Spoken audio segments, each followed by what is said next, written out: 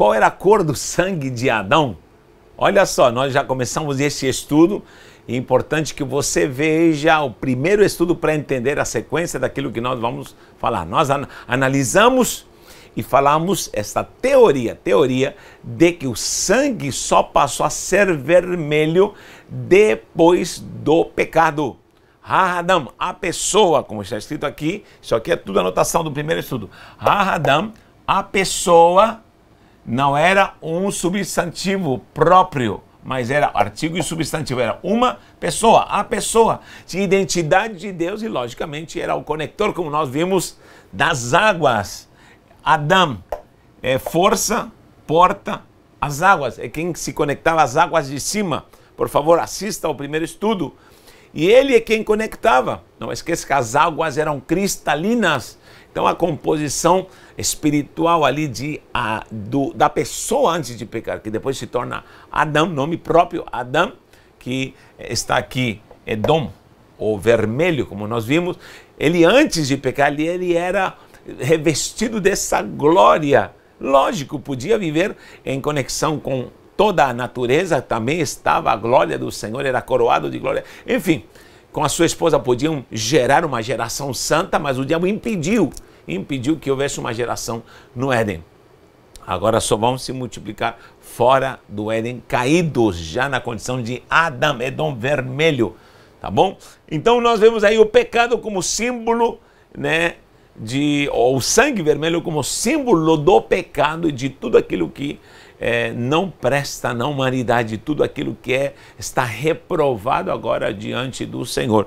Todo sangue vermelho, todo tipo de sangue, todo tipo de etnia, todo tipo de proliferação, decomposição das raças, das etnias, doenças malignas, tudo é oriundo do pecado. Até a feiura, sabia disso?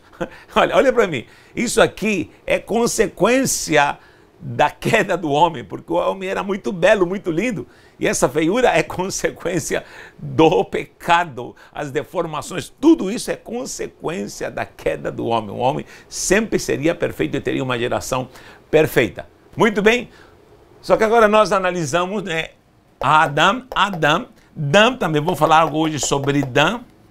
Falei também sobre a água, a conexão sobrenatural, que é Hashamaim, que seria justamente, falamos do Mem, das águas, Shamaim, que é os céus, Hamaim, as águas, Maim, águas, Mem, água. Tudo isso é conexão com algo sobrenatural. Falamos sobre Jesus dando essa água viva, agora conectando, e agora essa glória de Deus, esse poder sobrenatural regenerador me conecta do meu coração ao trono da glória, do seu interior fluirão rios de água viva que saltam para a vida eterna. Aleluia! Essa é a promessa do Senhor. Vou apagar aqui, você já acompanhou todo esse estudo, agora nós vamos para analisar a palavra dam, que é sangue.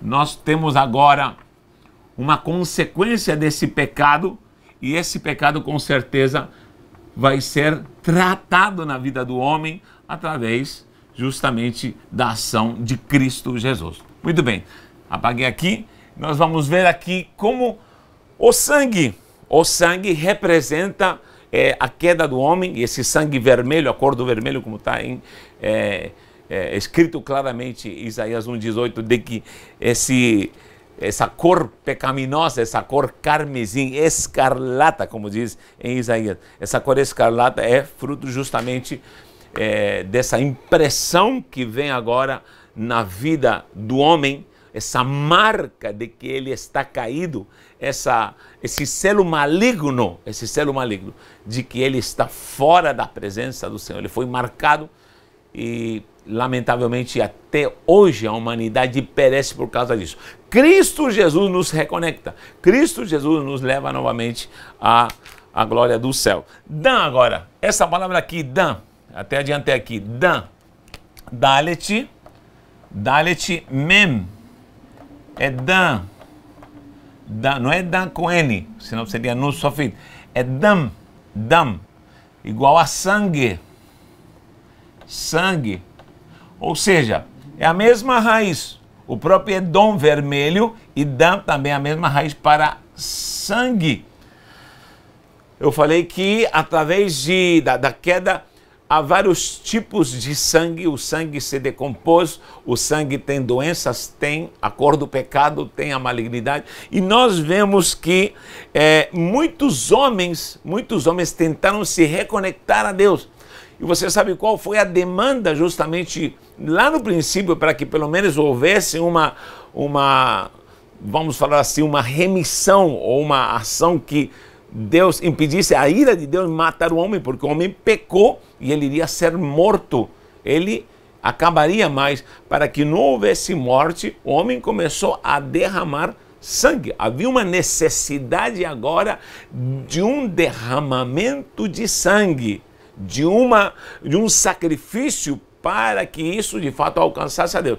Muitas pessoas me perguntam, por que Deus demanda derramar sangue agora? Eis aí o mistério, por que Deus demanda derramar sangue? Em primeiro lugar, porque o sangue, logicamente, ele, antes da queda, como falamos, era algo sobrenatural, numa conexão, num DNA espiritual. Agora, o sangue é vermelho e ele voltaria novamente à terra.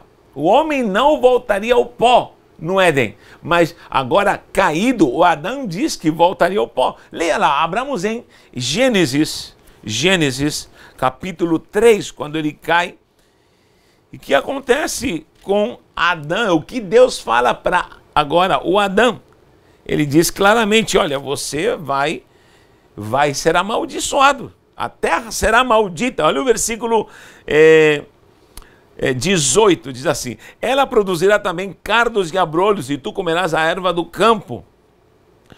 No suor do rosto comerás o teu pão, até que tornes a terra.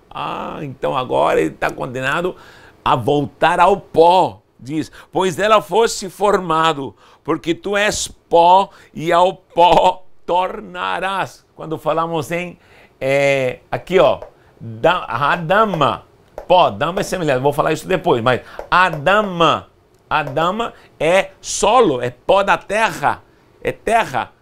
Quando você vê o solo no chão, você vê Adama. É a mesma raiz para Adam, Dam, sangue. E Adama é a mesma raiz que unifica todos esses termos para dar a ideia de vermelho, para dar a ideia de sangue e ao mesmo tempo solo. Por quê? Porque o homem, quando ele cai, ele peca, se torna pecador, ele perdeu o dom da vida eterna. Ele perdeu a virtude de estar conectado com Deus e ele voltará ao pó, ele envelhecerá e se tornará pó novamente, porque não era esse o propósito original lá no Éden.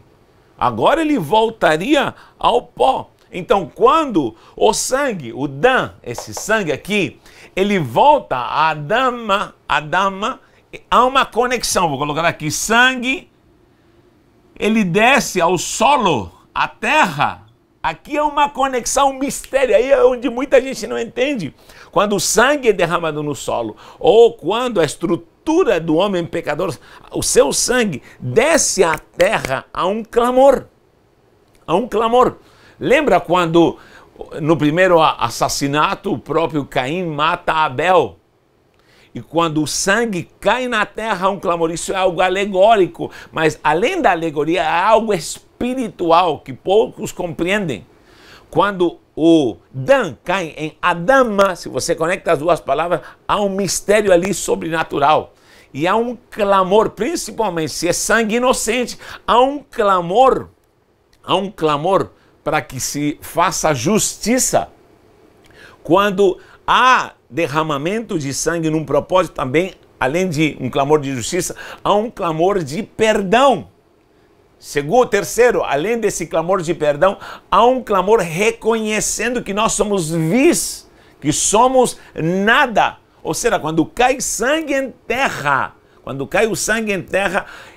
o homem, de uma certa forma, nessa conexão do Dan com Adão, está dizendo, eu não sou nada e clamo perdão, eu não sou nada e clamo por justiça, eu quero que alguém faça justiça por mim. Até então não havia morrido Jesus na cruz, Então, é aí que surge a demanda de que se apresente sangue derramado para que haja esse clamor. Ou seja, o derramar de sangue, o sangue caindo em terra, é uma reconexão à busca do perdão, à busca da justiça, à busca da misericórdia. É por isso que justamente, repito, quando o sangue de Abel clamava, ele gritava literalmente, claro que não, isso é algo espiritual. Ali é um clamor por justiça, aí é um clamor por misericórdia, aí é um clamor pedindo a Deus e analisando essa condição humana pecaminosa, dizendo, eu não sou nada, não tenho nada, nós somos caídos, somos falidos. E eu me pergunto quanta gente pensa que é alguma coisa, que tem alguma coisa, é arrogante, meu Deus do céu. Então nós compreendemos que nesse cair do sangue na terra, nós vemos que há essa necessidade de clamar, é um reconhecimento que nada sou. Na verdade, o homem deveria derramar o seu sangue para ser redimido, mas isso Deus não aceita. Então ele propiciou um cordeiro, um animal, um boi, enfim, principalmente um cordeiro, e aceitava-se o sacrifício, ele era degolado, e esse sangue era o clamor na terra, para que de fato houvesse remissão. Olha o que diz, Hebreu diz que sem derramar de sangue não há remissão. Hebreus 9, 22, vou anotar aqui. Hebreus 9, 22. Muita gente se pergunta, rapaz, que absurdo, né? Derramar um cordeirinho, coitadinho do cordeirinho. Por que esse cordeirinho tão inocente tem que morrer? Porque não morre a pessoa de fato. De fato, a condenação era para a pessoa quando havia julgamento e essa pessoa era culpada e não se arrependia, ela era morta. Agora havia chance de pedir perdão derramando se a pessoa de fato se arrependia. Agora o problema é que não era qualquer tipo de animal, não. Era aquele cordeirinho, cordeiro. Cordeiro não é carneiro, é um cordeiro. É aquele cordeirinho de estimação. Todo mundo tem um animal de estimação. E esse cordeirinho é o que brincava com as crianças. Você talvez não conheça a ação de um cordeirinho dentro de casa. Ele é igual um bebê. Igual um bebê. E todo mundo, as crianças gostam muito desse cordeirinho. Os israelitas, quando criam um cordeirinho, é o xodózinho da casa. Coisa linda. Esse era o cordeiro que tinha que ser sacrificado. Ou seja, se o cara pecava, o homem pecava, o pai da família pecava, ou havia alguém em pecado, ele tinha que pegar esse xodózinho que doesse. E ele tinha que ser levado diante do sacerdote, ser imolado e derramava-se o sangue. Ele se oferecia em holocausto ao Senhor, se queimava. Não vou falar sobre isso em detalhe, porque é outra história, mas esse cordeirinho era o que sofria. Imagine as crianças brincando com o cordeiro sumia e todo mundo ficava, cadê o cordeirinho? Ele sentia a dor do cordeirinho ali, sofrendo, ele voltava para casa se arrependendo e com vontade de pecar nunca mais, porque era isso que era o propósito. Alguém tem que derramar esse sangue para que haja o clamor, para que com a dama se juntem, caindo esse sangue na terra. Aí onde o sacerdote sacrificava, meu irmão, era sangue para tudo quanto é lado. Era uma carniçaria de sangue, imagine a cena. Aí vinha o fogo, queimava, era um negócio fora do normal. Isso era um clamor de perdão. Agora Jesus ficou irado quando entrou no templo e derrubou tudo, sabe por quê? Porque fizeram um mercado, é o que fazem hoje na igreja. Um mercado, se compravam pombos, se compravam, ou seja, as pessoas fizeram uma coisa banal, que era algo santo, que devia ser feito com o coração. Então, aí temos a ideia de que o Dan é necessário ser derramado na sua condição pecaminosa e voltaria novamente ao pó da terra. Leamos Hebreus 9, 22. Eu falei que ia ler aqui Hebreus 9, 22, acabei nem lendo, mas ó, Hebreus 9, 22, cadê? Hebreus 9, 22. Diz, com efeito, quase todas as coisas segundo a lei se purificam com sangue, e sem derramamento de sangue não havia remissão. E aí começa a falar, lê Hebreus, você vai ver que Cristo agora é o sacrifício e derrama o seu sangue, assume os pecados de toda a humanidade e derrama todo o seu sangue, e agora se ele derramou todo o seu sangue, olha a pergunta, se Cristo derramou todo o seu sangue, e saiu até água, ele foi para o sepulcro, agora ele ressuscita, Você acha que ele estava com sangue vermelho? Claro que não, gente, claro que não. Jesus, por isso quando as mulheres foram lá no sepulcro e foram tocá-lo, ele disse, não me toques, não me toques, não, porque ainda não chegou a minha hora, ainda não me apresentei diante do Pai. Sabe por quê? Porque ele tinha que se apresentar diante do Pai já com um corpo não com uma natureza humana, ele estava físico. Sabe quando o anjo desce e se encarna? Porque o anjo pode encarnar, até pode comer. Os céus têm esse poder, os seres espirituais, de se encarnarem, anjos se encarnarem aqui e depois voltarem. Jesus ficou nessa condição. Ele podia comer, podia ser tocado. Lembra quando Tomé o tocou? Agora ele já não tinha mais esse sangue pecador. Presta atenção no que eu estou lhe falando. Não tinha mais o sangue vermelho.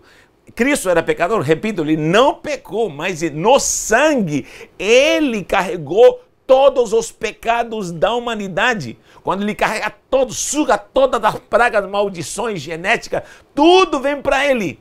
Aí quando ele morre, ele derrama todo esse sangue, todo vai para o solo. Aí vem o sacrifício. O Dan se encontra com a dama. Ó, Dan se encontra com aqui a dama é solo, terra, a dama. Vou anotar aqui. Adamá, na verdade. Adamá. Esse solo. Aí Cristo faz a remissão como cordeiro, aleluia. E ali se manifesta o perdão para toda a humanidade, para toda a humanidade. Não entre na conversa com esses sacrifícios tão santos, não entre nessa conversa operante, esse sacrifício tão glorioso, de que uns foram os escolhidos e outros não. Não entre. O mundo foi chamado através desse sangue para ser redimido. Porque alguns dizem que foram programados para ir para o inferno. O problema é seu se você acredita nessa doutrina fajuta de que Deus escolheu um para o inferno e outros escolheu outros para o céu. Isso é uma doutrina que surge aí nos séculos passados, que não tem base nenhuma. E nós não podemos nunca entender o amor de Deus e como esse amor que redime e morre por toda a humanidade. E todo aquele que crer e se achegar a Ele é regenerado, é transformado. Agora, tão grande sacrifício para não ser compreendido, para não ser entendido. Então, ele se sacrifica. Agora ele vai para o túmulo. Acompanha o raciocínio. Ele ressuscita. E ele ressuscita com já as feridas fechadas. Se fosse para Jesus estar com o sangue vermelho de ser humano, ele estaria com o sangue ainda, com as feridas abertas. Que cicatriz que vara uma mão, ou que ferida que vara uma mão, em 3 dias se regenera. Que ferida no costado, ao ponto de sair tudo aqui, ó, uma ferida de uma lança, em 3 dias se regenera. Para com isso, eu já fiz cirurgia e fui bem costuradinho, bonitinho, e em 3 dias, meu Deus do céu. Agora, o que aconteceu com Jesus? Que as feridas, até o próprio Tomé colocou lá e tocou. Porque não saía mais sangue, porque não havia mais manifestação humana. Porque Cristo já havia vencido sua condição humana e ele estava em uma condição sobrenatural, embora estava aqui em carne, aqui nos dias na terra que ele ficou. Normalmente um anjo pode ficar em carne, temos vários exemplos na Bíblia sobre isso. Agora, pode ser tocado, até abraçado. O próprio Jacó tocou esse ser que estava materializado, normal.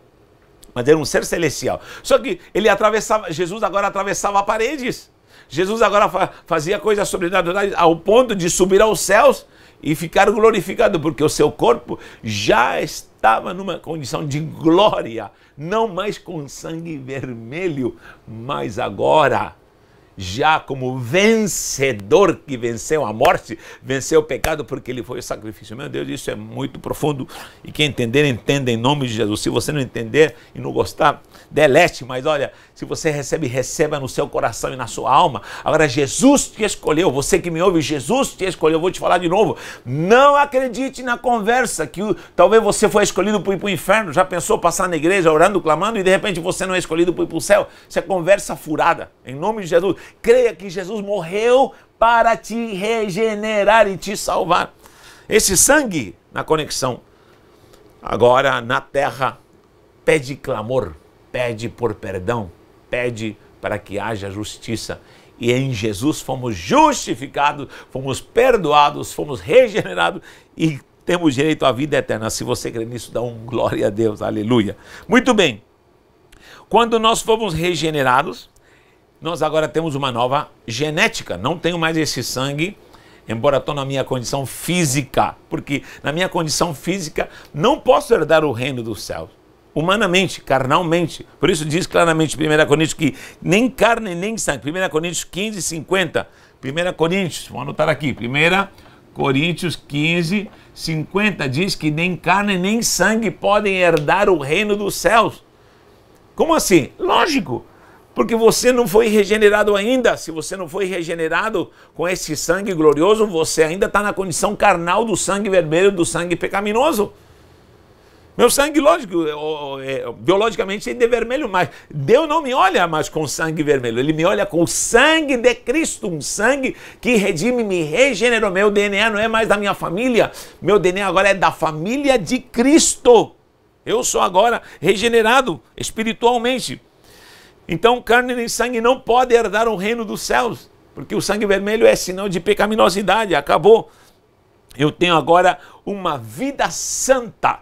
Lembra no Egito quando nem estava implantada a lei ainda, nem tinha sido dada a Torá, mas Deus demanda lá em Pessah, a saída do Egito, o que ele mandou? Primeira coisa que ele demandou, número 1, diz um cordeiro imolar cordeiro. Era um sacrifício de um cordeiro, você sabe que isso era necessário. E 2, qual era?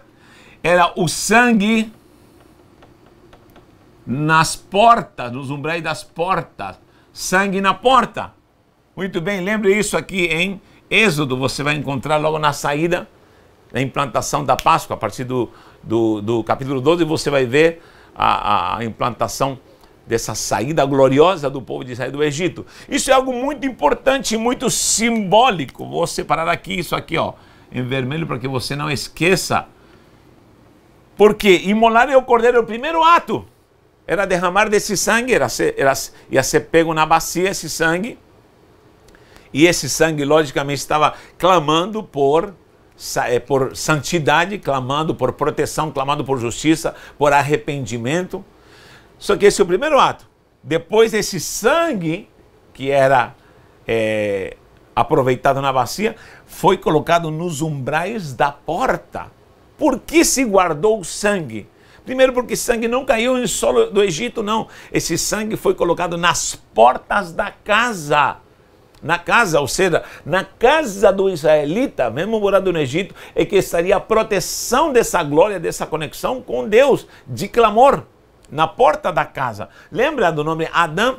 Aleph, força, Dalet, porta, a conexão espiritual das águas. Então, na porta agora esse sangue é símbolo do sangue de Cristo entrando no meu coração novamente. Porque muita gente poderia ter imolado um cordeiro, mas não era suficiente. Era pegar desse sangue, não fazê-lo derramar no solo, mas levá-lo à porta da casa. E todas as portas ficaram protegidas, porque agora as casas se tornaram um lugar de proteção, de justiça e de bênção e de perdão. É por isso que o anjo passou, o anjo da morte, e não tocou nos israelitas. Muita gente hoje em dia crê que Jesus foi imolado na cruz. Pergunte na rua quantas pessoas acreditam que Jesus morreu na cruz. Meu Deus, agora não é o suficiente. Como não é o suficiente? Sim, todo mundo crê que Jesus morreu na cruz. Isso não é o suficiente. A pessoa tem que ser lavada no sangue, na sua porta aqui. Ou seja, eu acredito que Jesus morreu e agora eu vou crer com o meu coração. Ou seja, eu tenho que trazer esse sangue à minha porta para me conectar novamente ao sobrenatural com Deus. Minha porta, minha casa. Por isso que Jesus fala, eis que estou à porta e bato. Aí eu tenho que passar sangue. Quando vem o sangue de Cristo, aí eu sou regenerado. E por isso não adianta dizer Jesus, Jesus, Senhor, Senhor, aleluia, glória a Deus. Você de fato tem que ser regenerado e sair da condição do sangue vermelho pecaminoso.